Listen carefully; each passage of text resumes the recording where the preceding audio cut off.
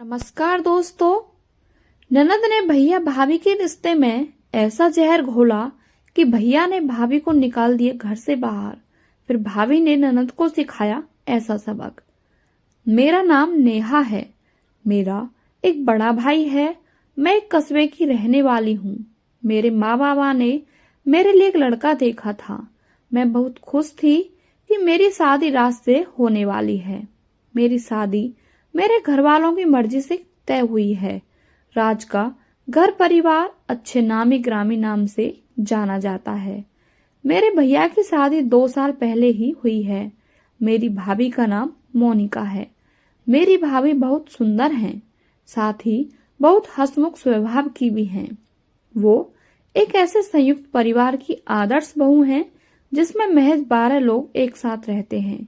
साधारण शब्दों में आप यूं मान लें कि एक वह ऐसी अव्वल दर्जे की भारतीय गृहिणी है जो सिर्फ और सिर्फ अपने परिवार के लिए हमेशा एक पैर पर खड़ी रहती है, चाहे इसके लिए उसे अपनी जरूरतों का त्याग ही क्यों ना करना पड़े। इसके एवज में उसके ससुराल के लोग भी उसे बेहद प्यार करते थे। अगर भाभी ना होती तो शायद भाटी परिवार अब तक अलग थलग पड़ गया होता। पर ससुराल में सभी लोगों के लिए खास बनना भी इतना सरल नहीं है जितना कि सुनने में लगता है। सबसे पहले सुबह को जग जाना, घर के सारे कामकाज करने के बाद एक एक सदस्य के लिए पसंदीदा खाना तैयार करना भाभी की एक दिनचर्या बन गई है। हंसना और बातें करना उन्हें पसंद है। जब से भाभी घर आई हैं, घर में एक अलग ही माहौल रहता है। मेरी भाभी मेरे से अच्छी बनती है। वो बिल्कुल मेरे दोस्त की तरह रहती हैं। हम दिन में एक साथ खाना खाते और एक साथ बैठकर गप्पे लड़ाते। लेकिन एक बात की वजह से मुझे नहीं पता था कि मेरी सोच इतना बदल जाएगी। एक दिन राज हमारे घर आया था। तब मैं भाभी और राज के साथ में कमरे में थे। हम लोग बैठे बैठे ऐसे ही बातें कर रहे थे। जैसा कि मैंने पहले ही बताया कि मेरी भाभी बहुत बातें और मजाक करती हैं। ऐसे ही बातों बातों में उन्होंने राज से कह दिया कि आपने भी क्या देखकर इसे पसंद कर लिया। दुनिया में एक से एक सुंदर लड़की है। अभी भी मौका है, आप बच सकते हो। शादी से अभी हुई नहीं है। इतना भी होता तो शायद मैं बर्दाश्त कर लेती, लेकिन उसके बाद जो राज ने कहा उससे मुझे ज्यादा बुरा लगा। राज ने कहा कि क्या करूं भाभी, आपकी जैसी सुंदर तो मुझे शायद मिलेगी नहीं, तो अब जो मिली है उसी से शादी कर लेता हूँ। बात मजाक में ही हो रही थी, लेकिन मुझे वो बात दिल पर लग गई। उस समय मैंने भी बात हंसी में टाल दी, लेकिन मुझे अब वो बात सोने नहीं दे रही थी। वो बातें मेरे कानों में गूंज रही थी। मैं पता नहीं क्या क्या सोचने लगी थी। मैं अपने आप की भाभी के साथ तुलना करने लगी थी। मुझे उनसे और उनकी सुंदरता से जलन होने लगी थी। एक छोटी सी बात मेरे अंदर यह बदलाव ला सकती है, मैंने सोचा नहीं था। मैं उनको उस बात का जवाब देना चाहती थी। मेरे अंदर बदले की भावना जाग उठी थी। मैं कुछ भी सोचने लगी थी। मैं सोच रही थी कि कैसे उन्हें भी मैं रुलाऊं। शादी की तैयारियों के साथ मेरा दिमाग भी कहीं और चलने लगा। घर में शादी की तैयारी जोर शोर से चल रही थी। मैं भाभी को नीचा दिखाने की साजिश रचती रहती। एक दिन मुझे मौका मिल गया। भाभी शॉपिंग करने मम्मी के साथ बाहर गई थीं। घर में भैया और पापा थे। पापा अपने रूम में आराम कर रहे थे। मैंने सोचा था कि मैं भैया को कुछ ऐसा कहूं जिससे इन दोनों के बीच में झगड़ा हो जाए, थोड़ी कहा सुनी हो। भाभी को भैया थोड़ी खरी खोटी सुनाए जिससे वो परेशान हो। उस समय मैं बस इतना चाहती थी, लेकिन मुझे नहीं पता था कि मेरी उस बात से उन दोनों की जिंदगी में जहर घुल जाएगा। भैया मेरी बात सुनकर इतना गुस्सा हो गए कि भाभी को फोन लगाकर बार बार पूछ रहे थे कि कब तक आओगी। भाभी ने कहा बस ही आ रही हूँ।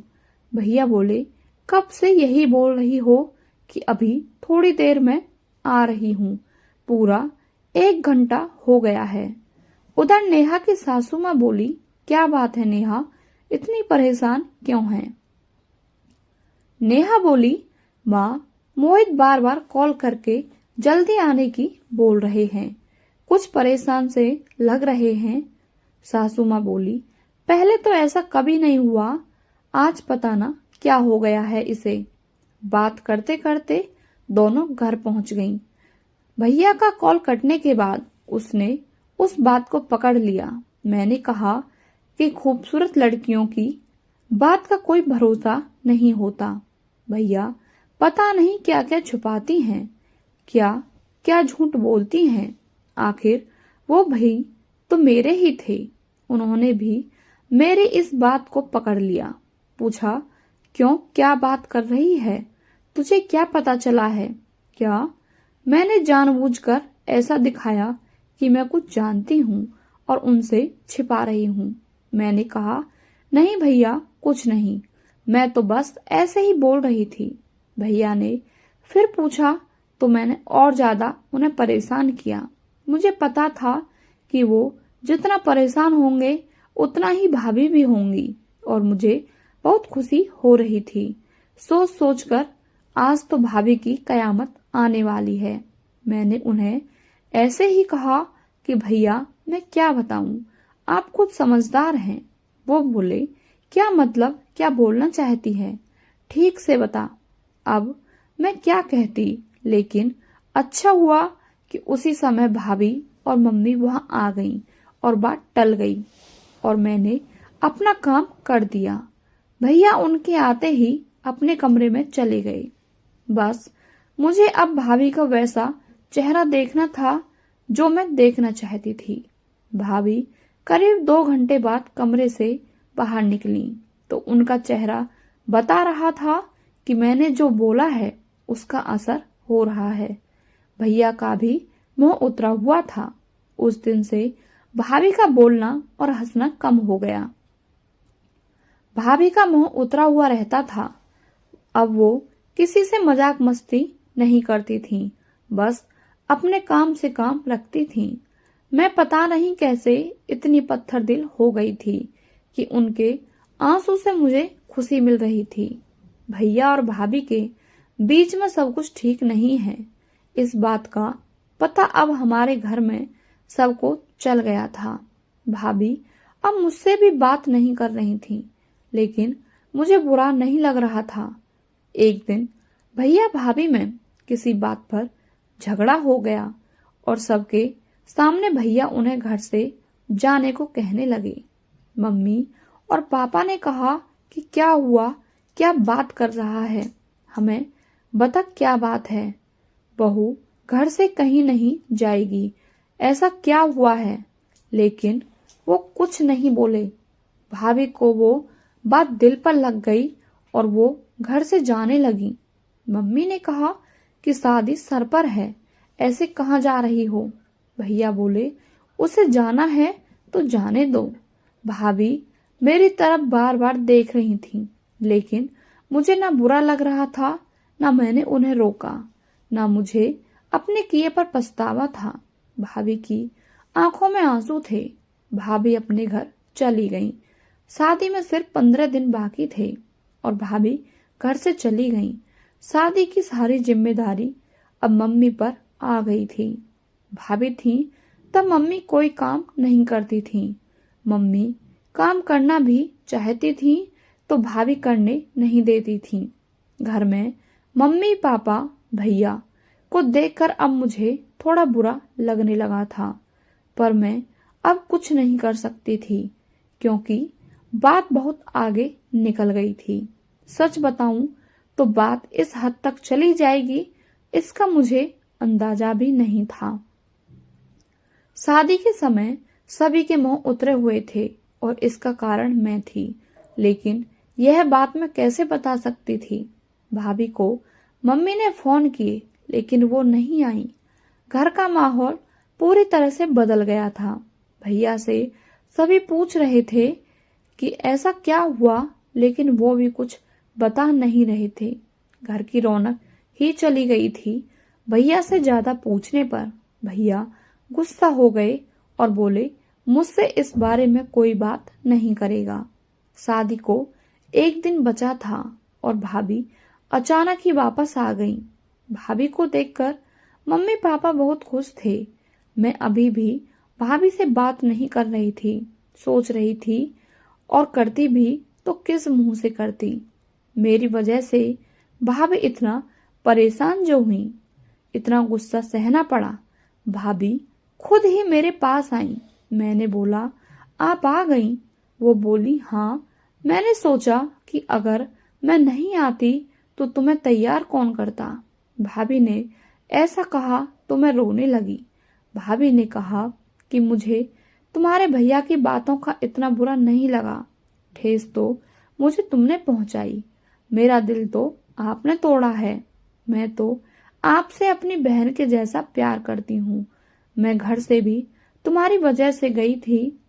मैंने सोचा था कि तुम मुझे फोन करके बुलाओगी, लेकिन तुमने ऐसा नहीं किया। मुझे नहीं पता तुमने ऐसा क्यों किया मेरे साथ, लेकिन मैं तुम्हें एक बात समझाना चाहती हूँ। अब तुम्हारी शादी होने वाली है, तुम दूसरे घर जाओगी। कुछ ऐसा मत करना जिससे बाद में तुम्हें पछतावा हो। मैंने भाभी को कहा कि मैं भैया को बता देती हूँ कि वो मजाक था। भाभी बोली, तुम उसकी चिंता मत करो। उन्हें अगर अपनी पत्नी पर विश्वास नहीं है तो यह उनकी गलती है, तुम्हारी नहीं।